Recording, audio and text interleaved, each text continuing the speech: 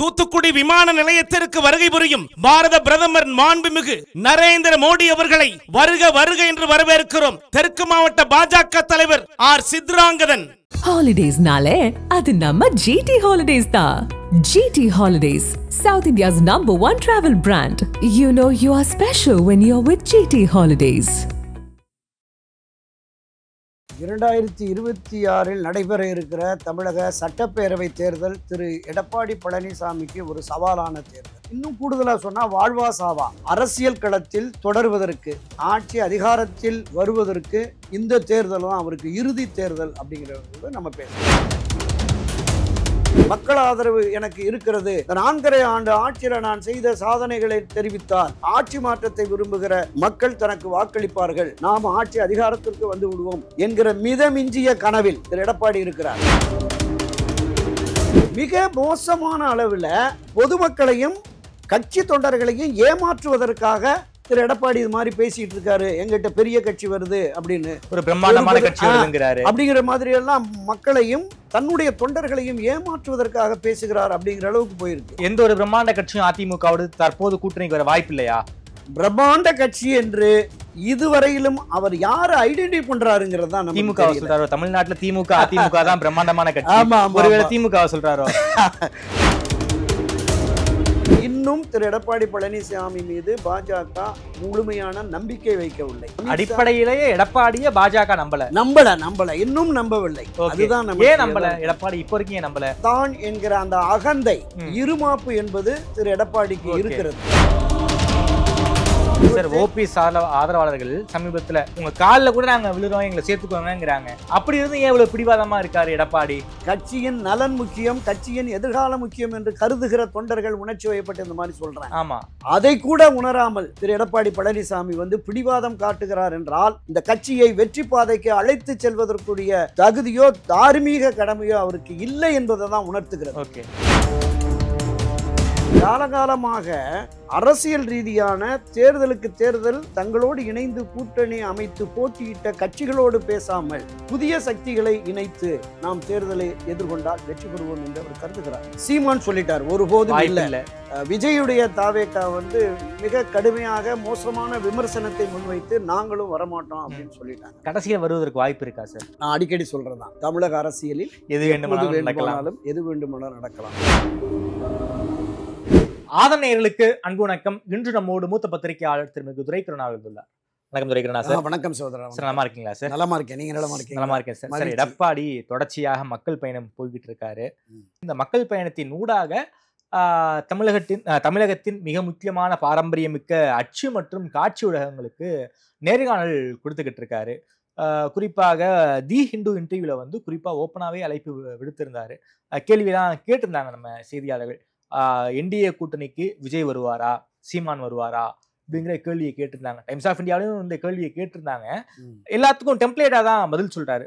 இந்த மக்கள் விரோத திமுக ஆட்சியை வீட்டுக்கு அனுப்புவதற்கு ஒத்த கருத்துடைய கட்சிகள் எல்லாருமே இந்த கூட்டணிக்கு வரணும் அப்படிங்கிற ரீதியில எடப்பாடி பழனிசாமி அவர்கள் பேசியிருந்தாரு.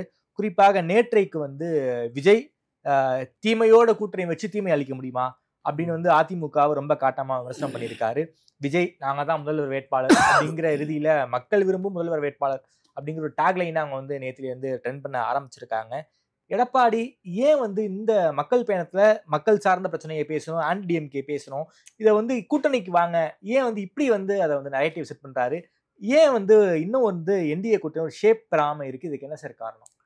2026 நடைபெற இருக்கிற தமிழக சட்டப்பேரவை தேர்தல் திரு எடப்பாடி பழனிசாமிக்கு ஒரு சவாலான தேர்தல். இன்னொன்று அடிக்கடி நம்ம ஆசிட் டெஸ்ட்னு சொல்லுவாங்க. ஆமா ஆமா. அது மாதிரியான இது. இன்னும் கூடுதலாக சொன்னால் வாழ்வா சாவா அரசியல் களத்தில் தொடர்வதற்கு, ஆட்சி அதிகாரத்தில் வருவதற்கு இந்த தேர்தலும் அவருக்கு இறுதி தேர்தல் அப்படிங்கிறத நம்ம பேசலாம். ஆமா. அண்ணா திராவிட முன்னேற்ற கழகம் இப்ப வலிமை குன்றி இருக்கிறது அப்படிங்கிறது நம்ம 2024 நாடாளுமன்ற தேர்தல் ரிசல்ட்லயே தெரிஞ்சுக்கிட்டோம். ஆமா. ஒட்டுமொத்தமான 39 நாடாளுமன்ற தொகுதியில 15 தொகுதிகளில் 3ஆம் இடம், ஒரு 7 தொகுதிகளில் கட்டுத்தொகை இழந்திருக்கிறது, ஒரு தொகுதியில 5ஆம் இடம் போயிடுச்சு அப்படிங்கிற மாதிரி கூட நம்ம பார்த்தோம். ஒட்டுமொத்தமா அந்த 234 சட்டமன்ற தொகுதி வாரியாக பதிவான வாக்குகளை பார்த்தா வெறும் 11 தொகுதிகளில் தான் அதிமுக வெற்றி பெற்றிருக்கு. 100க்கும் மேற்பட்ட தொகுதிகளில் கட்டுத்தொகை இழந்திருக்கிறது. 100க்கும் மேற்பட்ட தொகுதிகளில் 2ஆம் இடம் 3ஆம் இடம் போயிருக்கு. அப்ப இதை சரிப்படுத்தி 2026 தேர்தலில் வெற்றி பெற வேண்டும் என்றால் பிளவுபட்ட அதிமுக, பிரிந்து கிடக்கிற சக்திகள் வர வேண்டும், அதுதான் நிலைமை என்று கட்சியினுடைய மூத்த முன்னோடிகள் அவரை வலியுறுத்திய நிலையிலும் வேண்டாம், முடியாது. 2026 தேர்தலில் நான் ஒரு வியூகம் வைத்திருக்கிறேன். மிகப்பெரிய அளவில் வலுவான ஒரு மெகா கூட்டணியை கட்டமைத்து தேர்தலை எதிர்கொண்டு நிச்சயம் அதிமுகவை வெற்றி பெற செய்து ஆட்சி அதிகாரத்தில் அமர்வேன் அப்படிங்கிற மாதிரி சொன்னார். ஸோ அதனுடைய நீட்சியாக, அதனுடைய தொடர்ச்சியாக ஒரு வலுவான கூட்டணியை கட்டமைப்பதற்கு ஏதாவது முயற்சி மேற்கொண்டாரா? இதுவரைக்கும் நமக்கு தெரியல. பாரதிய ஜனதா கட்சி திராவிட முன்னேற்ற கழகத்தை வீழ்த்த வேண்டும், அப்படி வீழ்த்த வேண்டும் என்றால், அவர்களை ஆட்சி அதிகாரத்திலிருந்து அப்புறப்படுத்த வேண்டும் என்றால், இங்கே பிரதான எதிர்க்கட்சியான அண்ணா திராவிட முன்னேற்ற கழகத்தினுடைய ஆதரவும் தயவும் தேவை என்பதை கருத்தில் கொண்டுதான் திரு எடப்பாடி பழனிசாமியை டெல்லிக்கு அழைத்து என்டிஏ ஒரு உடன்பாடு வைக்கிறாங்க. ஆமா, அதுக்கப்புறம் அமித்ஷாவும் அதுதான் சொல்றேன். என்டிஏவோட நாங்க கூட்டணி பேசிவிட்டோம் என்று டெல்லியிலயோ சென்னையிலோ வந்து மரியாதைக்குரிய திரு எடப்பாடி பழனிசாமி அறிவித்தாரா? இல்ல. ஒரு வாரம் கழிச்சு மறுபடியும் இங்க திரு அமித்ஷா சென்னைக்கு வராரு. அவர் அந்த நட்சத்திர விடுதியில உட்கார வச்சு மறுபடியும் அதை உறுதிப்படுத்திட்டு போறார். இவர் சொல்ல மாட்டேங்கிறாரு. இவர் மீதான அந்த நம்பகத்தன்மை பாஜகவுக்கு அப்போதே இல்லாததன் விளைவாக நாமளே நேரா போய் டெல்லியில தமிழ்நாட்டிலையும் அறிவிச்சிருவோம் அப்படின்னு சொல்லிட்டு அப்புறத்தே ஒரு டிஸ்பியூட் வந்தது. என்டிஏ கூட்டணி ஆட்சி அமைக்கும். என்டிஏ கூட்டணியில் அண்ணா திராவிட முன்னேற்ற கழகம் பிரதான பொறுப்பு வகித்து தமிழ்நாட்டை பொறுத்த அளவில் அண்ணா திராவிட முன்னேற்ற கழகத்தின் தலைமையில் தான் ஆட்சியை வரணும். அப்ப அதுல என்டிஏ இடம்பெறுங்கிற கருத்தாக்கத்தை பாஜகவினுடைய மத்திய தலைமை, மாநில நிர்வாகிகள் பலரும் சொல்லி வந்தாங்க. அதுல டிஸ்பியூட் இருக்கிறது. அப்ப நான் தெரிவித்த அந்த மெகா கூட்டணியின் தொடக்கமாக தற்போது என்டிஏ அணி நம்மிடம் வந்திருக்கிறது. நான் இந்த கூட்டணியை உருவாக்கி இருக்கிறேன். இதை தாண்டியும் பல கட்சிகளோடு பேசி நான் கூட்டணியை இன்னும் வலுவான கூட்டணியாக வடிவமைப்பேன் அப்படின்லாம் தெரிவிச்சுட்டு அது தொடர்பான பேச்சுவார்த்தை நடத்தி கூட்டணியை வலிமைப்படுத்தி விட்டு இந்த பிரச்சாரத்தை முன்னெடுத்திருக்க வேண்டும் திரு எடப்பாடி பழனிசாமி. அதை விடுத்து தன்னிடம் இருந்த HDBயும் போயிடுச்சு 2024 பாஜகவோட கூட்டணி வைத்ததன் காரணமாக. ஆமா, அப்புறம் தேமுதிக இருந்தது, அதுவும் இப்ப ராஜ்யசபா ஜனவரிக்கு மேல பாத்துக்கிறேன்ட்டாங்க.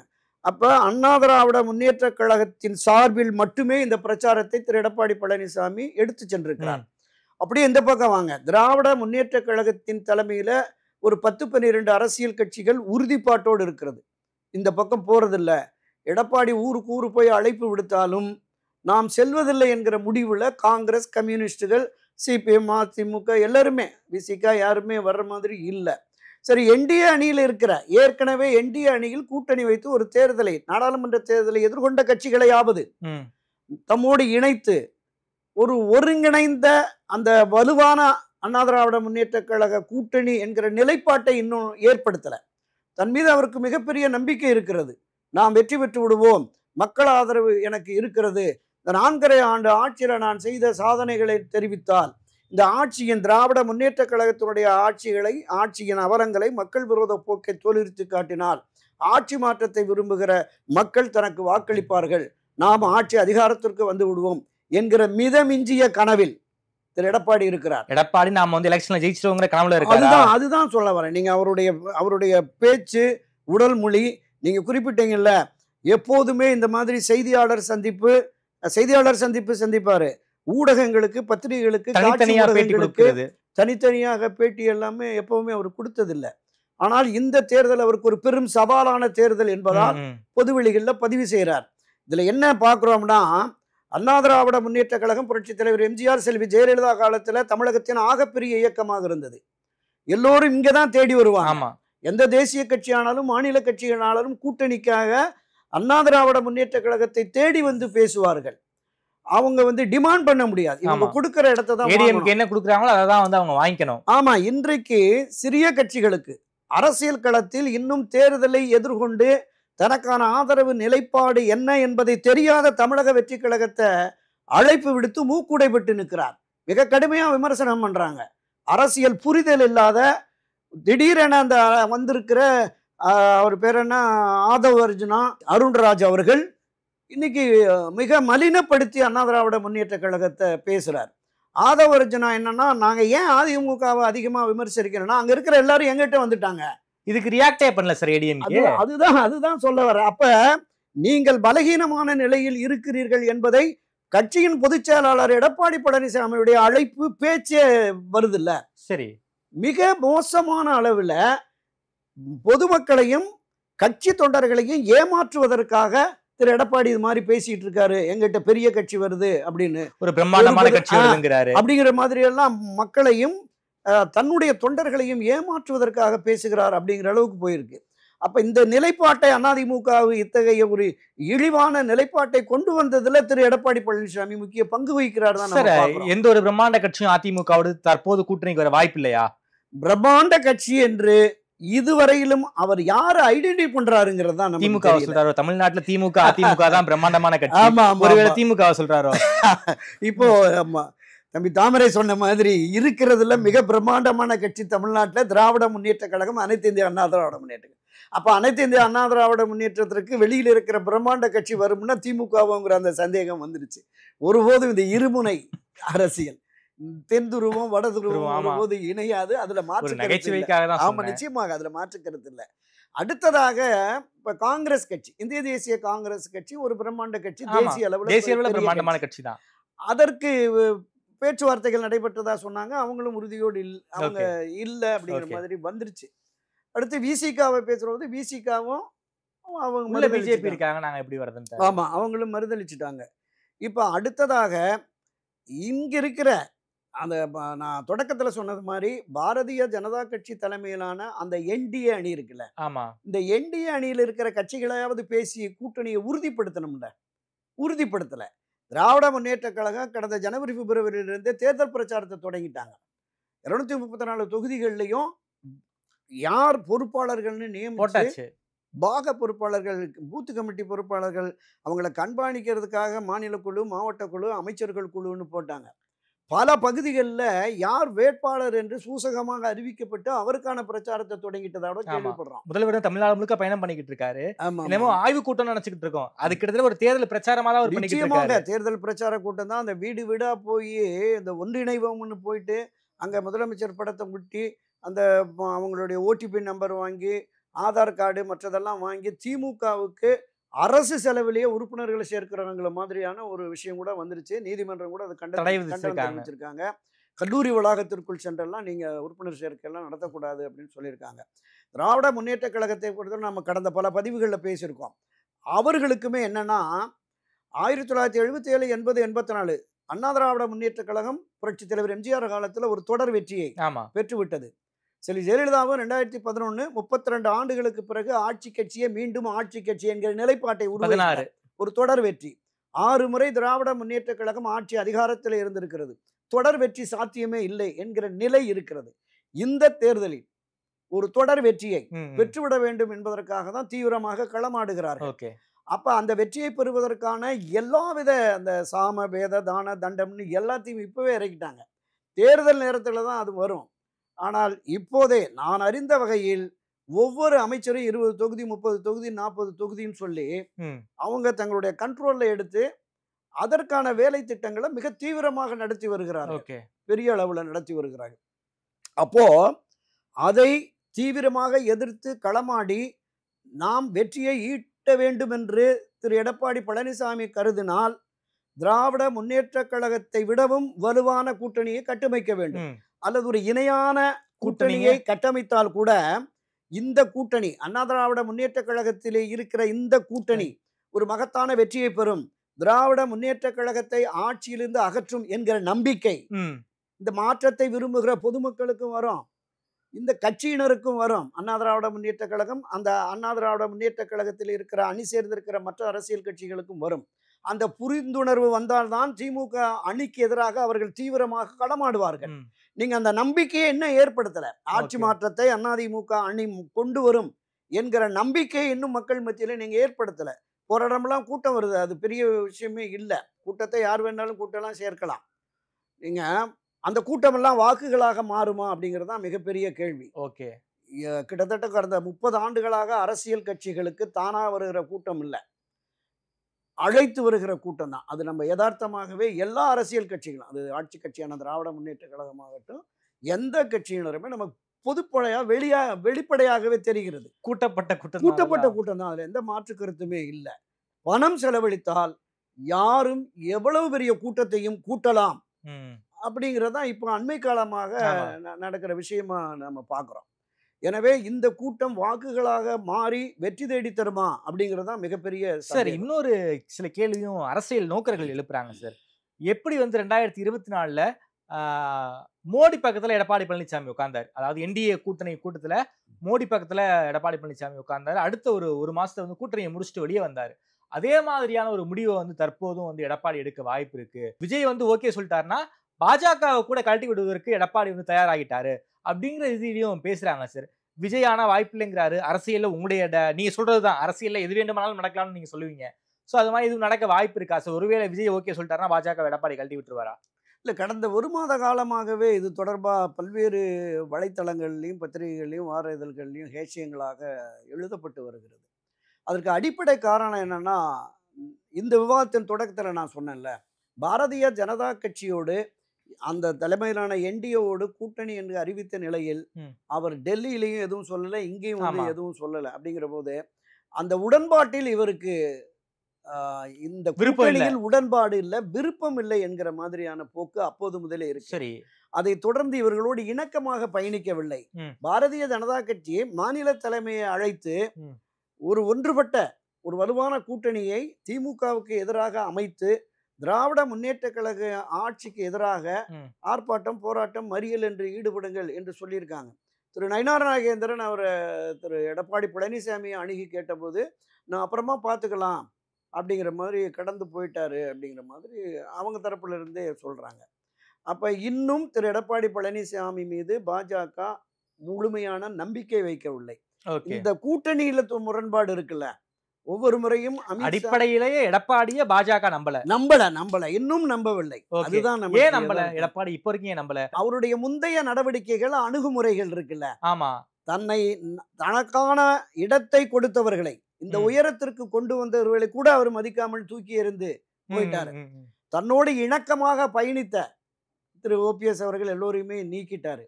அப்ப தான் என்கிற, இன்னும் கூடுதலா சொன்னா தான் என்கிற அந்த அகந்தை, இருமாப்பு என்பது திரு எடப்பாடிக்கு இருக்கிறது. என்னால் எதையும் சாதிக்க முடியும் என்று அவர் நம்புகிறார். ஆனால் அந்த நம்பிக்கையை வெற்றிகரமாக செயல்படுத்துவதற்கான காரண காரியங்கள் எதுவுமே இல்லை. கள யதார்த்தமும் அப்படி இல்லை. அண்ணா திராவிட முன்னேற்ற கழகம் இந்த பிரிந்து கிடக்கிற, விலகி சென்ற, விலக்கி வைக்கப்பட்ட சக்திகளை ஒருங்கிணைந்து ஒரு வலிமை மிக்க அண்ணா திராவிட முன்னேற்ற கழகம் என்று வந்திருக்குமே என்றால் பாஜக உட்பட எல்லா கட்சிகளும் சென்னைக்கு வந்து புரட்சி தலைவர் எம்ஜிஆர் மாளிகை என்கிற அண்ணா திராவிட முன்னேற்ற கழக அலுவலகத்திற்கு வந்து அவர்கள் கூட்டணி பேசுவார்கள். நீங்க ஊர் ஊரா தெரு தெருவா போய் நீங்க வாங்க நீங்க வாங்க நீங்க வாங்கன்னு அழைப்பு விடுகிறது இருக்குல்ல, இந்த நிலைக்கு அண்ணா திராவிட முன்னேற்ற கழகத்தை கொண்டு வந்ததுதான் பொதுவெளிகள்ல, மக்கள் மத்தியில, தொண்டர்கள் மத்தியில இவரால் எப்படி திமுகவை வீழ்த்த முடியும் என்கிற சந்தேகம் உருவாகிவிட்டது. அந்த சந்தேகம் நம்மை இணைத்து பயணிப்பதிலே இன்னும் திரு எடப்பாடிக்கு ஏதோ இடையூறு, சிக்கல் இருக்கிறது என்று பாரதிய ஜனதா கட்சியும் நம்புகிறது. சார், ஒருங்கிணைந்த அதிமுகவால் தான் திமுக வீழ்த்த முடியுங்கிறீங்க. நேற்றுக்கு ஒரு தந்தி டிவிக்கு இன்டர்வியூ கொடுத்திருந்தாரு. ஓபிஎஸ் சேர்ப்பீங்களான்னு கேட்குறாங்க. அதற்கு வாய்ப்பே இல்லை, காலம் கடந்து விட்டதுங்கிறாரு. டிடிவியை சேர்ப்பீங்களாங்கிறாங்க, அதற்கு காலம் பதில் சொல்லுங்கிறாரு. இப்போ வரைக்கும் பிரிந்து சென்றவர்களை நான் சேர்த்துக்க மாட்டேங்கிற மைண்ட் செட்ல எடப்பாடி இருக்காரு. அப்படி இருந்தும் பிரிந்து போனவர்கள் ஒன்று சேரணும், பிரிந்து போனவர்கள் ஒன்று சேரணும் நீங்க சொல்றீங்க. எப்படி சார் சாத்தியம்? அந்த அண்ணா திராவிட முன்னேற்ற கழகம் என்கிற அரசியல் பேர் இயக்கம் தொண்டர்கள் இயக்கம். ஆமா, இந்த கட்சியை உருவாக்கிய புரட்சி தலைவர் எம்ஜிஆர் ஒரு தொண்டனை கூட நான் இழக்க மாட்டேன் என்று தனக்கு எதிரான நிலைப்பாடு எடுத்து சென்றவர்கள் எல்லாம் அரவணைத்தார். மரியாதைக்குரிய புரட்சி தலைவி செல்வி ஜெயலலிதா அவர்களும் யாரெல்லாம் தனக்கு எதிராக அரசியல் இயக்கங்களை தொடங்கி 4 அணி போட்டி அதிமுக, எம்ஜிஆர் அதிமுக, புரட்சி தலைவர் அதிமுக என்று செல்வி ஜெயலலிதாவுக்கு எதிராக அரசியல் நிலைப்பாட்டை எடுத்து அவர்களெல்லாம் எதிராக செயல்பட்டார்களோ அவர்களெல்லாம் அரவணைத்தார். என்ன காரணம்னா, கட்சி முக்கியம், கட்சியின் நலன் முக்கியம், கட்சியின் எதிர்காலம் முக்கியம், கட்சியின் வெற்றி முக்கியம். அந்த வெற்றி எப்படிப்பட்ட வெற்றியாக இருக்க வேண்டும் என்றால், திராவிட முன்னேற்ற கழகத்தை ஆட்சி அதிகாரத்திலிருந்து அகற்ற வேண்டும், அரசியல் களத்திலிருந்து அப்புறப்படுத்த வேண்டும் என்கிற பிரதான நோக்கம் தான் அதிமுகவினுடைய நோக்கம். அந்த நோக்கத்தை நிறைவேற்றுவதற்காக புரட்சித் தலைவர் எம்ஜிஆர் அவர்களும் செல்வி ஜெயலலிதா அவர்களும் அந்த முடிவை எடுத்து செயல்பட்டார்கள். இந்த இருவரும் ஆளுமைகள், இந்த இருவரும் மக்கள் செல்வாக்கு மிக்க மாபெரும் தலைவர்கள். இந்த இருவரும் தலைவர்களுமே 100% தொண்டர்கள் நிர்வாகிகளின் ஆதரவை பெற்றவர்கள்.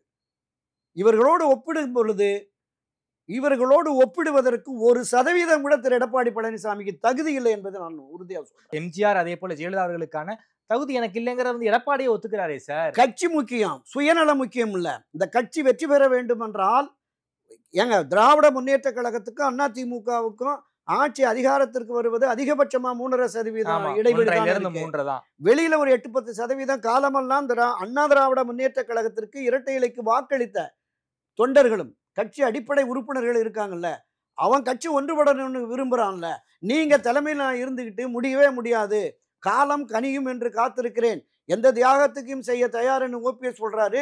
நீங்க காலம் கடந்து விட்டதுங்கிறீங்க. என்ன கடந்து போச்சு? ஓபிஎஸ் ஆதரவாளர்கள் சமீபத்துல உங்க காலில் கூட நாங்க விழுறோம், எங்களை சேர்த்துக்கோங்கிறாங்க. அப்படி இருந்து ஏன் இவ்வளவு பிடிவாதமா இருக்காரு எடப்பாடி? உணர்ச்சி வயப்பட்டு கட்சியின் நலன் முக்கியம், கட்சியின் எதிர்காலம் முக்கியம் என்று கருதுகிற தொண்டர்கள் உணர்ச்சி வயப்பட்டு இந்த மாதிரி சொல்றாங்க. ஆமா, அதை கூட உணராமல் திரு எடப்பாடி பழனிசாமி வந்து பிடிவாதம் காட்டுகிறார் என்றால் இந்த கட்சியை வெற்றி பாதைக்கு அழைத்து செல்வதற்குரிய அவர் தகுதியோ தார்மீக கடமையோ அவருக்கு இல்லை என்பதை தான் உணர்த்துகிறது. நீங்க ஒரு வலிமையான கட்சியை நீங்க இந்த தன்வழி பிறன்வழி மாற்றான்வழி இதையெல்லாம் உணர்ந்துதான் களத்துக்கு வரணும் என்பதுதான் வள்ளுவர் வாக்கு இருக்கு. நீங்க தன்னுடைய வலிமை என்பதை உணரல, துணை வலிமையும் உணரல, மாற்றான் வலிமையும் உணரல. அப்ப இந்த உணராத நிலையில் நான் மக்களை சந்தித்து தொண்டர்களை சந்தித்து வெற்றியை பெற்று விடுவேன் என்பது எந்த வகையில் சாத்தியம் என்பதை திரு எடப்பாடி வெளிப்படுத்த வேண்டும். இதை உணர்ந்து அவர் செயல்பட வேண்டும் என்பதுதான் என்னோட சார். தமிழ்நாட்டில் திமுக வீட்டுக்கு அனுப்பணும்னா ஏடிஎம்கேயோட கூட்டணி வச்சாதான் முடியும். இருந்தாலும் ஏடிஎம்கேக்கு ஏன் வந்து பாஜக இவ்வளவு தொல்லை கொடுக்குறாங்க? பாஜகவும் தன்னுடைய தோழமை கட்சிகள்கிட்ட பேசி என்டிஏ கூட்டணி, இந்த அதிமுக பாஜக கூட்டணி இன்னும் கொஞ்சம் எக்ஸ்பாண்ட் பண்ணலாம். அந்த முயற்சிகளை வந்து ஏன் வந்து பாஜக எடுக்க மாட்டேங்கிறாங்க? தமிழ்நாட்டை பொறுத்தளவில் அண்ணா திராவிட முன்னேற்ற கழகத்தின் தலைமையில தான் கூட்டணி. ஆமா, நாங்கள் தான் யாரோடு இணைய வேண்டும் என்பதை முடிவெடுப்போம் அப்படின்னு அதிமுக தரப்புல சொல்றாங்க. தேசிய அளவில் என்டிஏ வந்து ஒரு வலுவான கட்டமைப்போடு இருக்கிறது, பல மாநிலங்களில் ஆட்சி அதிகாரத்தில் இருக்கிறது. ஆனால் இங்க வந்து என்டிஏ அணியில இருக்கிறவர்களை மட்டும் சமாதானப்படுத்தி அவங்க பக்கத்துல வச்சிருக்கிறாங்க. இப்ப இந்த தந்தை மகன் பிரச்சனையில பாமக அதுலயுமே நம்ம பார்த்தோம், தூதுவர்கள் போய் பேசி முடிவுக்கு வரல. ஆமா, என்டிஏ அணியில கொண்டு கேட்கிற விஷயம் வரைக்கும் போயிட்டாங்க. நிச்சயமா அது வந்து எலெக்ஷன் கமிஷன் கோர்ட் வரைக்குமே போயிடுச்சு.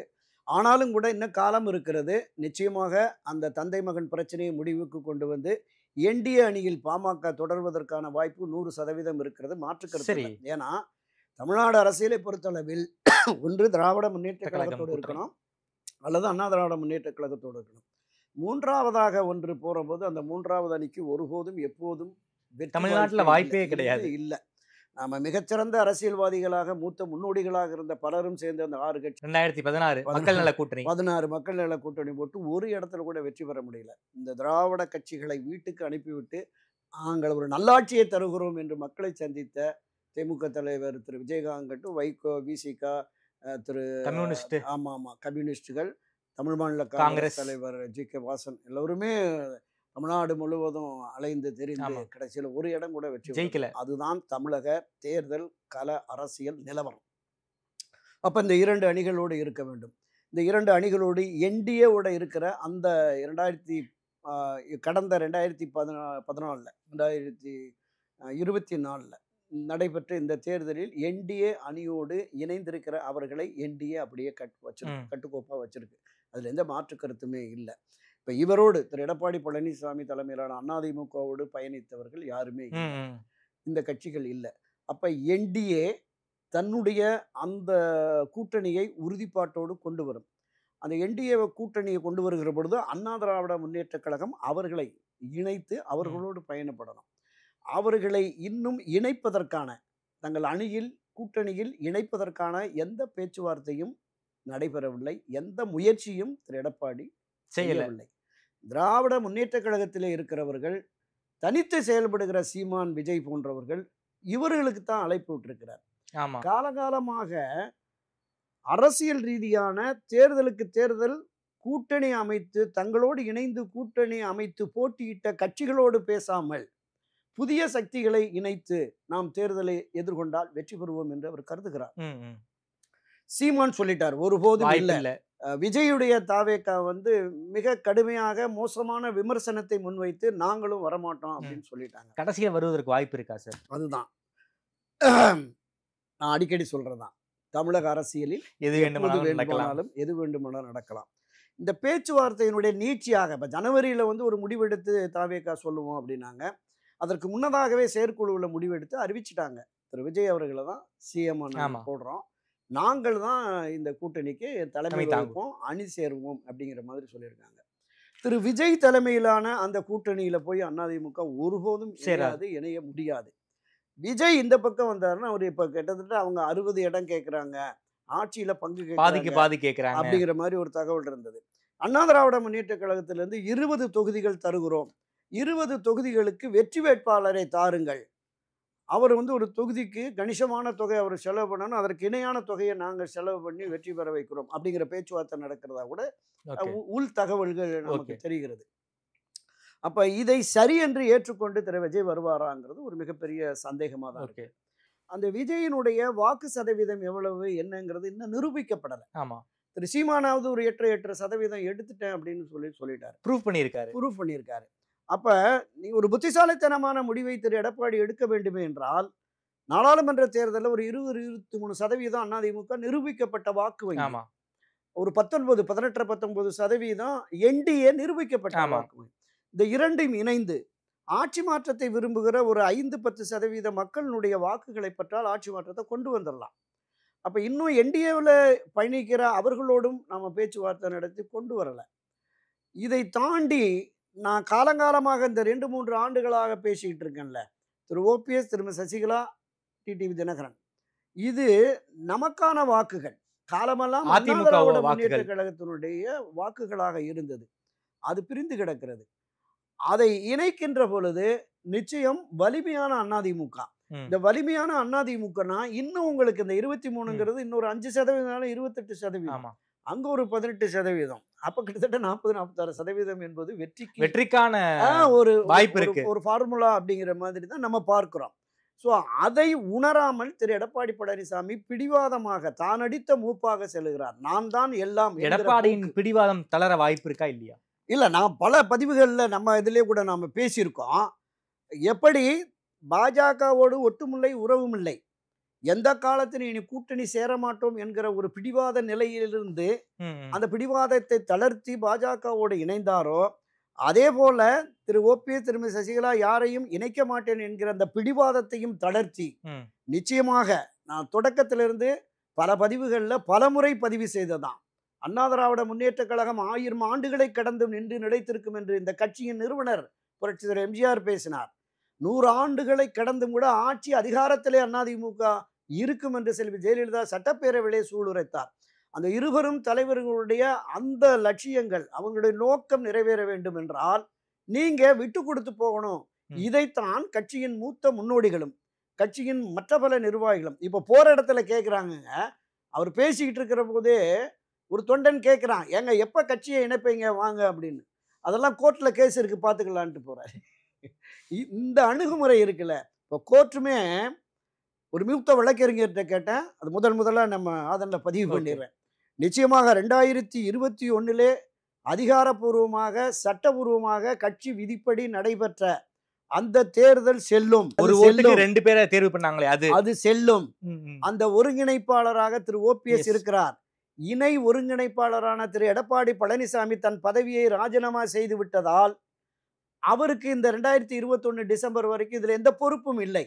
அவர் எடுத்த முடிவு செல்லாது அப்படிங்கிற மாதிரி தேர்தல் ஆணையத்தினுடைய தீர்ப்பு நீதிமன்றம் மூலமாக வருவதற்கு வாய்ப்பு இருக்குன்னு ஒரு மூத்த வழக்கறிஞர் சொன்னார். அப்படி வருகிற பொழுது இந்த அதிமுகவினுடைய செயல்பாட்டை தீர்மானிக்கிற இடத்தில் திரு ஓபிஎஸ் வந்து விடுவார் என்கிற மாதிரியான ஒரு போக்கும் கூட இருக்கு. இது எந்த அளவுக்கு சாத்தியப்படும் தெரியல. ஆனாலும் நமக்கு கிடைத்த தகவலை நம்ம பதிவு பண்றோம். அப்ப இந்த அரசியல் ரீதியான அல்லது தேர்தல் ஆணையத்தின் மூலமாக வந்து ஏற்கனவே திரு ஜெயச்சந்திரன் ஒரு தீர்ப்பு கொடுத்தார்ல, அதை வழிமொழிந்து எலெக்ஷன் கமிஷன் வந்து அந்த 2026 டிசம்பர் வரைக்கும் இந்த நிலைதான். அதன் பிறகு நீங்க பொதுக்குழு கூட்டி முடிவெடுத்துங்க. அப்போ ஒருங்கிணைப்பாளர் என்கிற நிலையில் இந்த கட்சியை வழிநடத்துவதற்கு திரு ஓபிஎஸ்ற்கு அதிகாரம் இருக்கிறது என்ற நிலைப்பாடு வருமே என்றால் இந்த தமிழக அரசியல் அந்த அந்த போக்கே தலைகீழமாக மாறும். அதிமுகவினுடைய அந்த நிலைப்பாடும் கூட ஒரு பெரிய மாற்றத்தை ஏற்படுத்துமா பார்க்கலாம் சார். ஆனா வந்து அரசியல் ரீதியாக எந்த ஒரு செயல்பாடுகளையும் வந்து ஓபிஎஸ் எனக்கு இப்போ வரைக்கும் செஞ்ச மாதிரி தெரியல. கோவிலா போய்கிட்டு இருக்காரு. அதாவது கடவுள் செய்வாருங்கிற நம்பிக்கையில அவர் இருக்காரு. ஏன் வந்து அரசியல் ரீதியான எந்த ஒரு செயல்பாட்டையும் ஓபிஎஸ் இன்னைக்கு வரைக்கும் ரொம்ப பெருசா செய்யாம இருக்காரு? என்ன காரணம்? இயற்கை நியதிகளுக்கு மாறாகவும் தர்ம நியாயங்களுக்கு புறம்பாகவும் செயல்படுபவர்களிடமிருந்து இந்த கட்சியை தன்னால் காப்பாற்ற முடியவில்லை. தான் எடுத்த முயற்சிகள் எல்லாமே தோல்வியில் முடிந்துவிட்டது. எனவே தெய்வத்தின் மீது நாம் நம்பிக்கை கொண்டு தெய்வம் கை கொடுக்கும் என்கிற நம்பிக்கையில் விதியையும் இறை வழிபாட்டையும் தொடர்ந்து கொண்டிருக்கிறார். நிச்சயமாக இயற்கையும் இந்த தெய்வ வழிபாடும் திரு ஓபிஎஸ்க்கு கை கொடுக்கும் என்று நம்பலாம். அரசியல் ரீதியாகவும் சட்ட ரீதியாகவும் சில பிரச்சனைகள் ஆமா அதுலயும் அவர் ஈடுபாடு கொண்டிருக்கிறார். பலருமே பேசி கொண்டிருக்கிறார்கள். திரு எடப்பாடி பழனிசாமி தலைமையிலான மூத்த முன்னோடிகள் பலரும் பேசிட்டு இருக்காங்க. திரு ஓபிஎஸ் அவர்களும் திரு சசிகலாவும் எப்படியாவது இந்த தேர்தலில் நாம் வெற்றி பெறுவதற்கான ஒரு வழிமுறையை கையாள வேண்டும், கட்சியை ஒருங்கிணைக்க வேண்டும் என்கிற முயற்சியில் பலரும் ஈடுபட்டிருக்கிறார்கள். அது நிறைவேறுமா? எடப்பாடி மாதிரி நீங்களும் வந்து காலம் பதில் சொல்லும்னு சொல்றீங்க. காலம் எப்போ பதில் சொல்லணும்னு பார்ப்போம் சார். நேரம் கொடுத்து பேசியமைக்கு நன்றி தெரிவிக்கிறேன். நன்றி.